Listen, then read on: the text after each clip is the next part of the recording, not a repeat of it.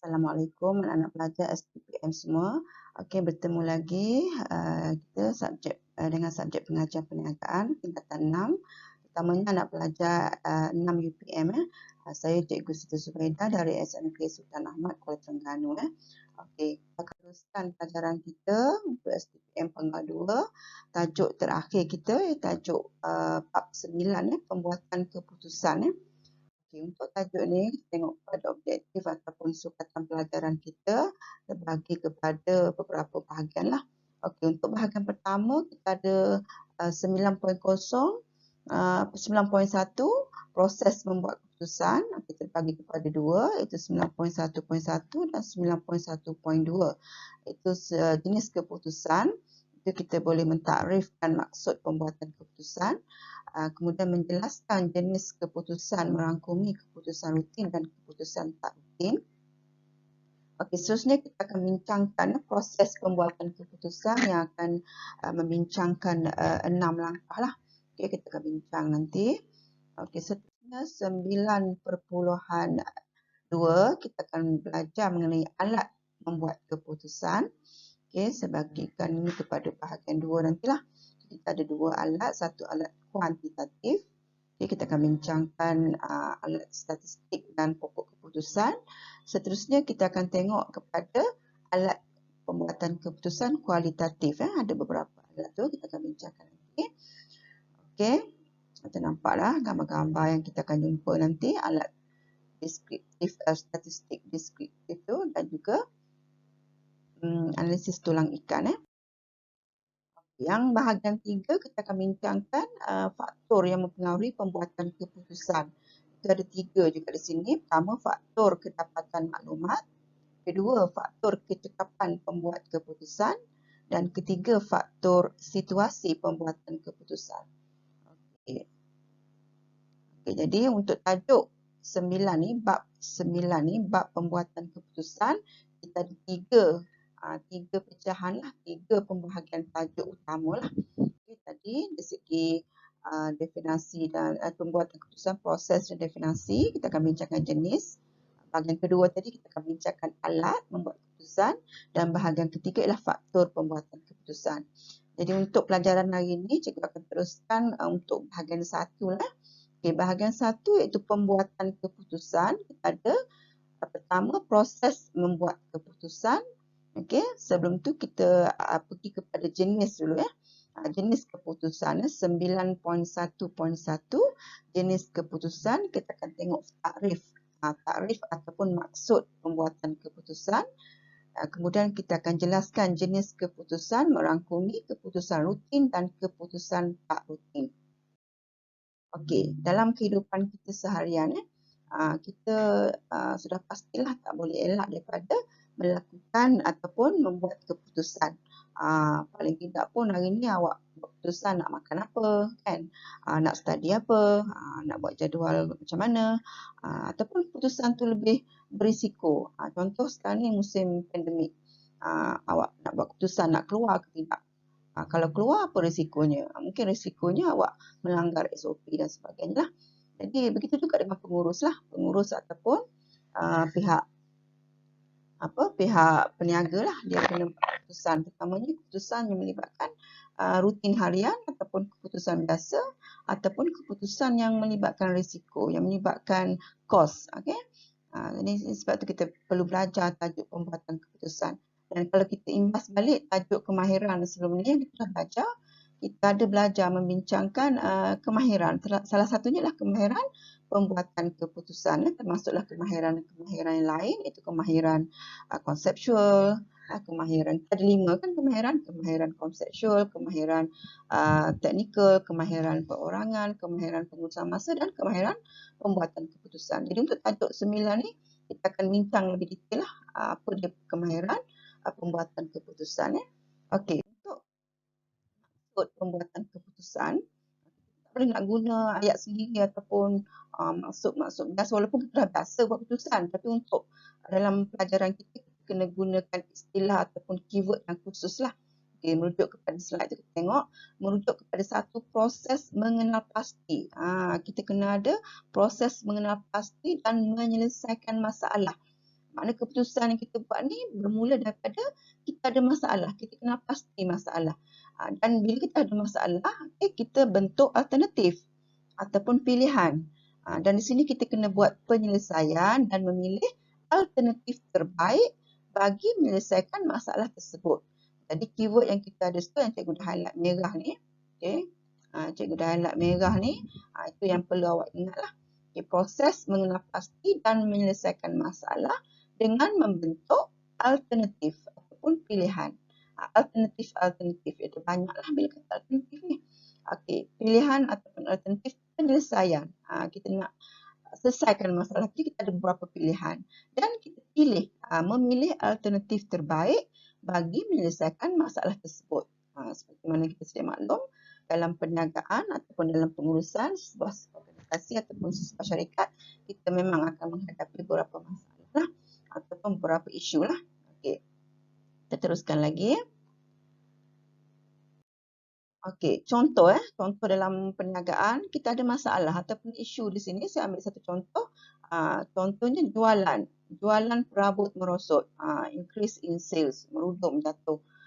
Kita nak kenal pasti apa punca masalah penurunan dalam jualan perabot tadi. Okey, mungkin punca kualiti perabot rendah, mungkin punca pesaing, punca bahan mentah kita, okey. Dan alternatif, ni yang kita sebut dalam maksud tadi, kena ada beberapa alternatif. Okay, mungkin alternatif ataupun pilihan kepada penyelesaian masalah jualan perabot merosot tadi, kita boleh guna kaedah baru ataupun guna mesin baru ataupun sediakan latihan untuk meningkatkan kemahiran pekerja. Dan keputusan yang kita buat, kita memilih.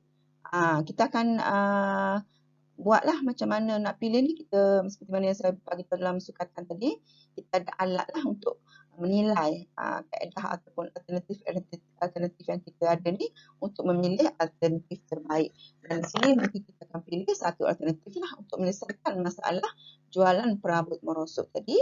Itu kita akan pilih sediakan program latihan. Okay, macam mana nak buat keputusan ni? Ini kita akan kait baliklah, nanti kita akan belajar macam mana penggunaan alat tu, sama ada alat kualitatif ataupun alat kuantitatif tadi. Ini nak nampak gambaran awal lah apa keputusan yang biasa dilakukan oleh pengurus dalam sesebuah organisasi, terutamanya bila menghadapi masalah. Masalah yang biasa hadapi macam inilah, masalah jualan merosot, masalah pengeluaran merosot, masalah dari segi produktiviti pekerja. Itu antara beberapa masalah yang biasa dihadapi. Kita teruskan lagi. Di mana kita tengok dalam sukatan tadi, kita bahagian pertama ni dah bincang maksud tadi, kita akan pergi kepada jenis keputusan. Jenis keputusan kita ada dua. Okey, itu pertama keputusan rutin dan yang kedua keputusan tak rutin. Okey, untuk keputusan rutin, okey, huraian dia ataupun kata kunci dia, okey, keputusan yang diambil untuk menyelesaikan masalah yang sering atau kerap berlaku, berulang, berisiko rendah dan boleh dijangka. Ini keputusan rutin yang biasa kita hadapi dalam pengurusan harian kita lah, dalam pengurusan perniagaan kita, pengurusan organisasi, kita sentiasa hadapi. Kita sentiasa ulang buat benda yang sama, keputusan yang sama dan boleh dijangka. Maknanya keputusan kita buat tu boleh jangka, tiap hujung bulan kita akan buat, tiap-tiap hari ataupun tiap-tiap minggu. Okay?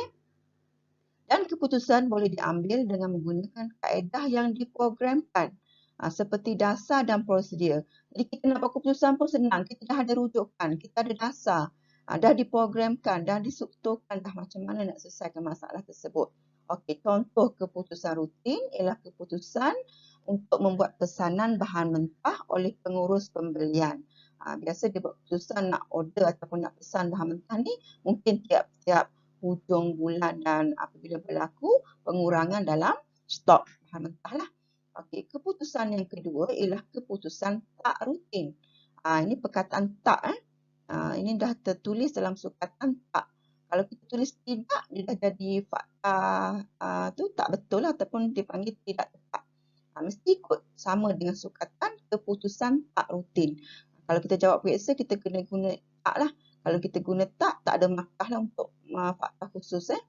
Okey, keputusan tak rutin ialah keputusan yang diambil untuk menyelesaikan masalah yang jarang berlaku, tidak boleh dijangka dan berisiko tinggi. Kalau tadi yang rutin, sentiasa berlaku, selalu berlaku, kerap berlaku, risiko rendah, boleh jangka. Tapi yang tak rutin ni jarang berlaku, risiko pun tinggi. Kan tak boleh dijangka benda tu berlaku lah. Dan untuk menyelesaikan masalah tersebut memerlukan kreativiti dan inovasi dalam pembuatan keputusan. Contoh keputusan untuk membuka cawangan baru di negara asing yang sukar ditentukan apa dia punya masalah dan sebagainya lah. Okey. Dan sini saya highlightkan.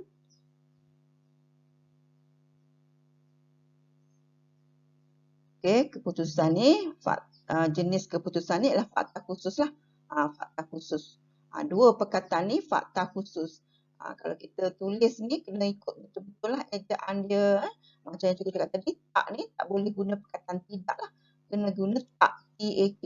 Walaupun nampak simple tapi itu memberi kesan kepada mata awak lah. Kalau guna tidak, dia akan hilang mata. So, kita boleh bezakan. Keputusan rutin dengan keputusan tak rutin ni kita boleh bezakan. Apabila kita cerita tentang perbezaan, kita kena ada dimensi lah ataupun aspek yang kita nak bezakan. Di sini kita boleh tengok kepada masalah. Seperti yang kita tengok dalam definisi tadi, maksud ataupun konsep keputusan rutin tadi ialah keputusan yang kerap berlaku. Boleh dijangka dan berulang. Tapi yang tak rutin ni perkara ataupun masalah yang jarang berlaku, tidak boleh dijangka ataupun masalah baru lah. Okey, panduan membuat keputusan. Yang keputusan rutin tadi kita dah ada program, dah ada dasar, dah ada struktur. Keputusan telah ditetapkan dan diprogramkan. Tapi keputusan tak rutin mengikut situasi masalah yang dihadapi lah. Dan ini memerlukan kreativiti dan inovasi pengurus lah. Okey, kaedah. Guna polisi yang ditetapkan. Yang ni guna kreativiti kaedah. Okay, contoh tadi untuk keputusan rutin, pembelian peralatan, pembayaran cukai, pengambilan pekerja. Okay, pembelian peralatan kita tahu ulang-ulang berlaku. Pembelian stok. Okay, pembayaran cukai pun kita tahu. Dia tak tahu kita akan bayar cukai kan. Okay, untuk tak rutin, contoh masalah pekerja berhenti serta-merta. Kemerosotan jualan secara mendadak. Mendapatkan bahan mentah dari negara jiran di mana negara tersebut tiba-tiba berlaku bencana alam ataupun pada musim pandemik COVID sekarang ni banyak keputusan-keputusan yang kita tak jangka berlaku dengan perubahan SOP dan sebagainya kan. Jadi memberi kesan lah kepada kita. Okay, jadi keputusan kita buat ada dua lah, sama ada keputusan rutin ataupun keputusan tak rutin. Okay. Okey, ini antara cadangan soalan dan cadangan jawapan lah. Okey, seperti mana kita tengok daripada peperiksaan tahun-tahun lepas. Okey, untuk tajuk jenis keputusan ni agak popular juga lah soalan dia. Okey, tengok 2013. Jelaskan dua keputusan dalam pengurusan sesebuah organisasi pengeluaran automotif. Okey, 2015. Huraikan jenis keputusan yang dibuat oleh syarikat maju untuk membuka cawangan baru di luar negara. Okey, tengok cawangan baru. Okey, 2016. Okey. Keputusan rutin dan tak rutin. Jelaskan konsep. Hampir sama je berulang. Macam 2019, 2020, tiap tahun berulang. Saya pun tak pasti kenapa dia sentiasa berulang. Tapi biasanya kesilapan pelajar adalah istilah ni digunakan tak ni ditulis tidak. Jadi hilanglah markah. Okey, kita tengok jawapan dia. Kita akan bagikan kepada macam 2013 dia nak jelaskan. So kena ada 3 bahagian lah. Pertama fakta F1 ni. Okey, yang saya dah buat biru ni fakta khusus. Okey, markah dia dah ada. Kita tulis je keputusan rutin 1 markah, keputusan tak rutin 1 markah untuk fakta kedua. Okey, jelaskan kita ada fakta, ada huraian. Kita huraikan masalah biasa berlaku, kerap berlaku, ulang-ulang itu untuk huraikan keputusan rutin. Dan jelaskan mesti ada contoh lah. Contoh menambahkan pengeluaran kereta, memesan bekalan bahan mentah dalam pengeluaran kereta dan menyelaraskan kerja setiap bahagian pengeluaran. Okay, disebabkan soalan kita dah bagi situasi pengeluaran automotif ataupun pengeluaran kereta, Jadi contoh ni kita kena betul-betul lah menggunakan situasi yang diberi. Tak bolehlah bagi contoh pengeluaran perabot apa sebab dalam soalan dah ada pengeluaran otomotif ya. Okey, keputusan tak rutin dan jarang berlaku mempunyai risiko. Okey, keputusan adaptif dan inovatif. Contoh pelanggan mengubah spesifikasi produk untuk keperluan sendiri. Keperluan untuk orang kelainan upaya. Kita jarang, kita tak jangkakan perubahan cita rasa pelanggan tu ya.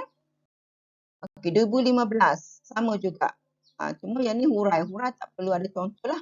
Cuma kita bagi, tapi sini dah keputusan membuka cawangan baru di luar negara. Okey. Kita tengok membuka cawangan baru. Kita dah tengok merupakan satu keputusan yang jarang berlaku kan.